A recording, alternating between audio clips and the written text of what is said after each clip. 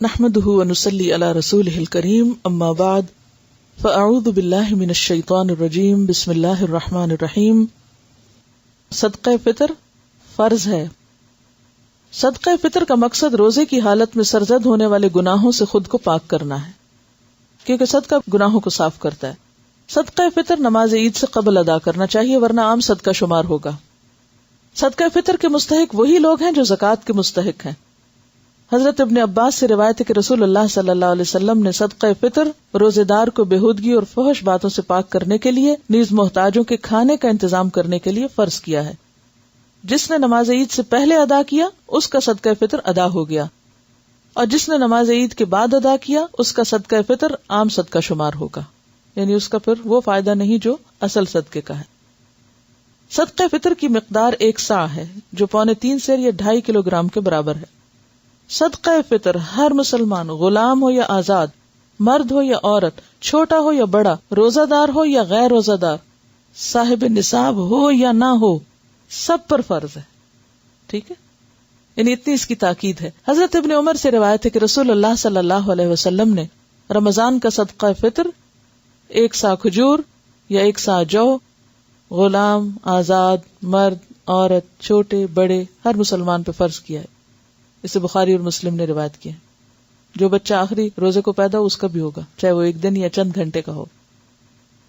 صدقہ فطر غلے کی صورت میں دینا افضل ہے، لیکن پھر اگر نہ ہو ممکن تو پیسے بھی دے سکتے ہیں، یعنی راشن دینا بہتر ہے بنسبت پیسے دینے کے. گیہوں، چاول، جو، کھجور، منقع یا پنیر میں سے جو چیز زیر استعمال ہو وہی دینی چاہیے، یعنی جو بھی کسی علاقے میں لوگ خود کھاتے ہوں جیسے اسٹیپل فوڈ کے طور پر یا عام غذا کے طور پر، اسی کو صدقہ کریں. عن ابی سعید رضی اللہ عنہ یقول كنا نخرج زکاة الفطر صاعا من طعام و صاعا من شعیر و صاعا من تمر و صاعا من اقط و صاعا من زبیب متفق علیہ. حضرت ابو سعید رضی اللہ عنہ فرماتے ہیں کہ ہم صدقہ فطر 1 صاع غلہ یا 1 صاع جو یا 1 صاع کھجور یا 1 صاع پنیر یا 1 صاع منقع دیا کرتے تھے. منقع کیا ہوتا ہے؟ انگور، ڈرائی انگور ہوتے ہیں نا جو بڑے والے. اسے بخاری اور مسلم نے روایت کیا ہے. صدقہ فطر ادا کرنے کا وقت آخری روزہ افطار کرنے کے بعد شروع ہوتا ہے، لیکن عید سے 1 یا 2 دن پہلے بھی ادا کر سکتے ہیں. صدقہ فطر گھر کے سرپرست کو گھر کے تمام افراد، بیوی، بچوں اور ملازموں کی طرف سے ادا کرنا چاہیے. حضرت نافع سے روایت ہے کہ ابن عمر گھر کے چھوٹے بڑے تمام افراد کی طرف سے صدقہ فطر دے دیتے تھے، یعنی اگر آپ کے ہسبینڈ اگر آپ کا بھی دے دیں تو بہت اچھی بات ہے، حتیٰ کہ میرے بیٹوں کی طرف سے بھی دے دیتے تھے.